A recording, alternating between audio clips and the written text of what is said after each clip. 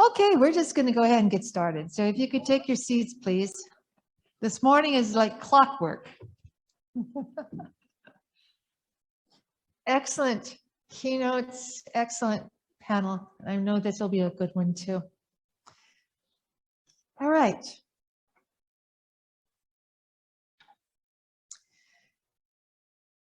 Excellent questions as well. Thank you. All right, I'm going to go ahead and get us started. I'd like to introduce our moderator for the next panel on reframing the conversation on climate. These are such important topics. Dr. Kevin Woods is an environmental research fellow at the East-West Center, specializing in political ecology and human geography, with a focus on land and natural resources, ethnic-based armed conflict, and rebel governance.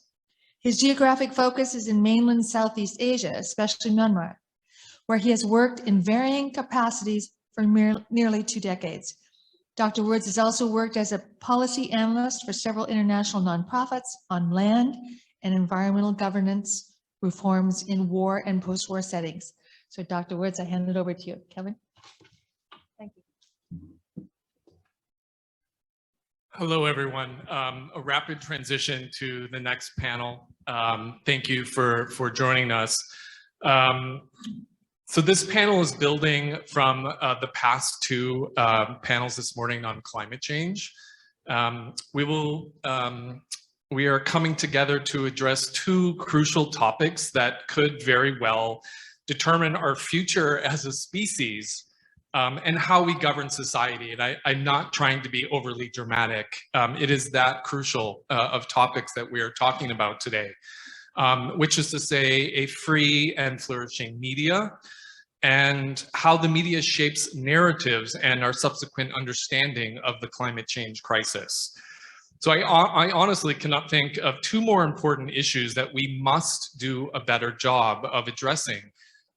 Globally and domestically, as well as collectively and individually. Our success will directly determine our ability to overcome the ecological crisis our planet and society are facing. So in particular, we need to galvanize innovative approaches to confront society's prejudices and its multitudes of injustices that have created what has become the most monumental crisis of our time. So, you know, just small kind that we're dealing with these days. Before I get to our esteemed panelists that I'm very excited to introduce, I just want to do a very quick housekeeping and on our format. It is much the same format as the previous panel. Which means I will ask the panelists a total of 3 prearranged questions that we have discussed beforehand. We'll have no more than 10 minutes per question, that means. So panelists, please keep your answers within several minutes is fine. After these 3 questions, we will then turn to the Q&A format that you're now familiar with in-person as well as virtual questions for about 20 minutes to end our panel. And then lunch will follow this panel. So I encourage you to take advantage of the audience to approach the in-person panelists should you want to ask them more follow-up questions or introduce yourself. Okay, now for the fun part, I get to introduce 4 of our panelists today, 2 who are in person with us on stage and 2 joining virtually. First, Dr. Deepti Ganapathy, who's faculty at the Indian Institute of Management in Bangalore, India. Prior to her obtaining her PhD in communications and journalism, she worked as a journalist for nearly a decade with leading India media organizations. Her expertise on this panel is well displayed by her very recent book titled Media and Climate Change, Making Sense of Press Narratives. So it's good to have you, Deepti.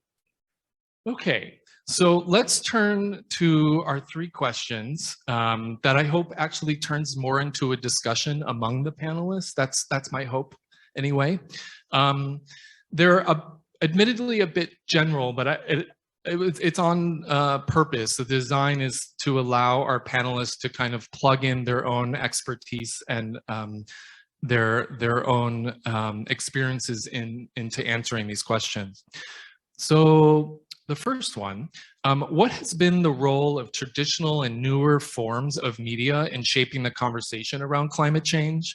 And what should media do to raise awareness more effectively on the climate crisis? Deepti, may I turn to you first, if you may? Thank you. And aloha, very good morning to all of you here. I think the role of traditional media has been merely to report from the point of view of the methods and formulae that they have adopted to report on other issues, which has been what has been the source of the information, who has been the victim here, and who is the hero of the narrative.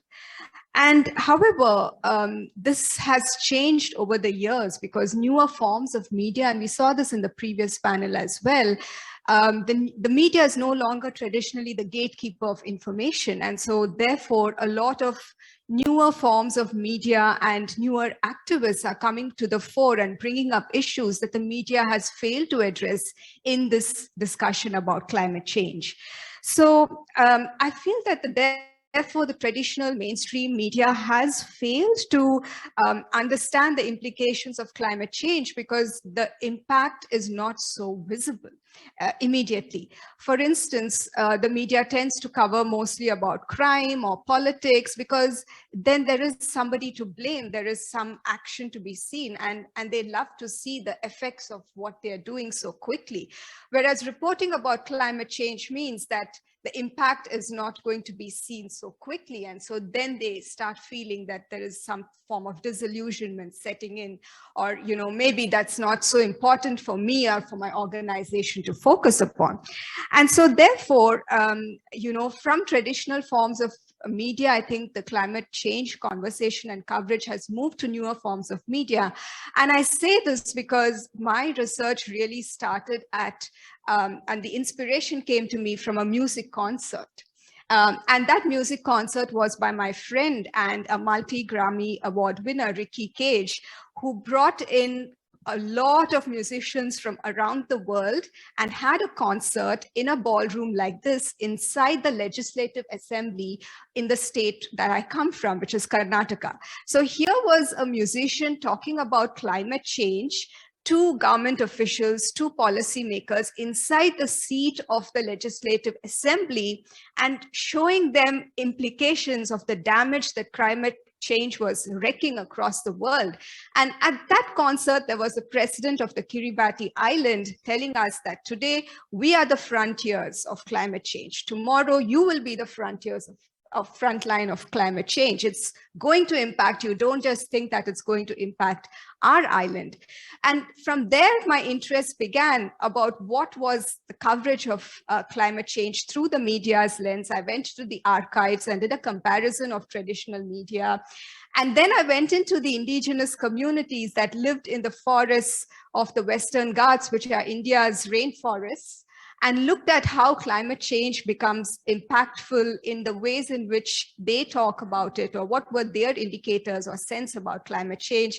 And so I triangulated all these three aspects: the policy, the coverage of climate change in the media, and how it affects indigenous communities, and try to make sense of that. So that's how I feel that traditional media has in a way failed to cover climate change because they have traditionally relied upon tried and tested models, which are just not working, because this was way back in 2017 and we are 5 years, I mean, it's been 5 years now and we are still talking about the same issues. So something's not working right. And if they don't think about it very deeply, then I think the newer forms or the newer methods, like I talked about the music industry today, climate change is a chart-topping, issue in the music industry. Music lovers want their musicians to talk more about climate issues. And music has been a very good form of communication in terms of bringing about social movements. And I think that's where I would like to pause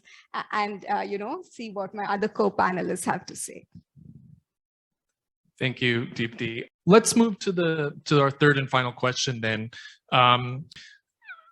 How can media best highlight the inequities of climate change impacts and related environmental justice issues? Relatedly, how can minority journalists, including women, be better supported and protected to safely and securely cover climate change issues that are disproportionately affecting their communities? I'm going to start with Deepti on this, please. Thank you. I'd like to draw into what the previous panel discussed about indigenous communities and the indigenous wisdom that they hold. And I think, therefore, the media should be going to these indigenous communities and tap into that indigenous wisdom. And we can see a lot of that happening through, again, different formats of media, like there is community radio in India, right? So, which is owned and operated by a group of women. And, then they understand the issues that's happening around climate change in those pockets. And then they talk about it and they have discussions, and then they hold government, local government bodies accountable to any changes that occur there. But there is also this problem of, for instance, when UNESCO called the Western Ghats, which is India's rainforest, as a World Heritage Site, it resulted in certain areas being mapped as ecologically sensitive areas, which meant that even the indigenous communities that earlier lived inside those forests and gathered berries or barks of the tree for use were not allowed to go into those forests because it was now an ecologically sensitive area. So then came the aspect of Forest Right Acts that empowered them to now go into the forest and take out just enough produce that they need for their sustenance. And then again, the problem of, okay, they are being harassed by the local forest authorities, or the Forest Rights Act is not working enough. So then there is again a lot of conversation happening there on how do we best deal with it. So on one hand, there is this problem of, okay, we need to conserve, we need to preserve our forests. But when we put in regulations like this, and when we come up with zones and map these zones, then what happens to the economic activity or those communities who were earlier living there? What happens to them? We can't just put them out of those forests. Those forests have been there for centuries. That's where they have been living, and they have been eking out a living out of there. So in all this, therefore, it becomes interesting to note how, these voices matter, and what they think about the perceptions of climate change, or how they understand climate change also matters. For instance, I love giving this example that when I went into these indigenous communities along the Western Ghats and asked them, what's climate change for you? And I could gather from their, a lot of focus group discussions that I conducted, I could gather and understood the indicators, but they said, you know what climate change is? When we watch on the television that there is extreme rain and flooding happening in the city, and the roads are chock-a-block with water and everything is coming to a standstill, that is climate change. So look at how the media narrative has, shift the attention and made them understand that climate change is these kind of extreme weather events, whereas they should have been mapping it for the last 10 to 15 years in subtle ways through their own indigenous wisdom, and the media should have tapped into that wisdom to portray their voices stronger. So I think again, where traditional media forms may have failed, I think there again these indigenous communities will figure out ways in which their own forms or formats of understanding it and communicating about it will still continue to empower them through these difficult times.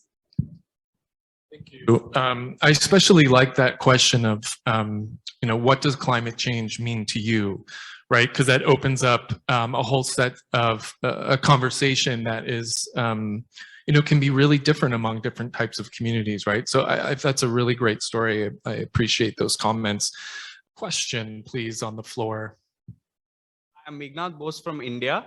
And one thing that we repeatedly hear from editors across the media landscape in India, I don't know if it's the same elsewhere, is that readers don't want to read doom and gloom stories, right?